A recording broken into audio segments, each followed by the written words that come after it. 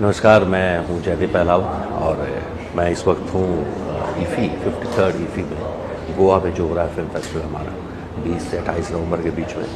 और हम लेके आए थे अपनी फिल्म यहाँ 3 ऑफ अस, जो कि डायरेक्ट की है अविनाश अरुण ने, शेफाली मैम, शेफाली शाह, स्वानंद किरकिरे और मैं उसमें मुख्य भूमिका में हैं। और बहुत ही ज़्यादा खूबसूरत माहौल है, बहुत ही ज़्यादा खूबसूरत लोग हैं, क्योंकि सिनेमा एक ऐसी चीज़ है जहाँ भाव बहुत ज़्यादा बहे होते हैं। और एक जगह पे इतने सारे सिनेमा के प्यार करने वालों को देख के मैं खुद फिल्म स्टूडेंट रहा हूँ IFFI से, तो वो जो प्यार मिलता है आपको वो बहुत ही अच्छा लगता है उसको रिसीव करना।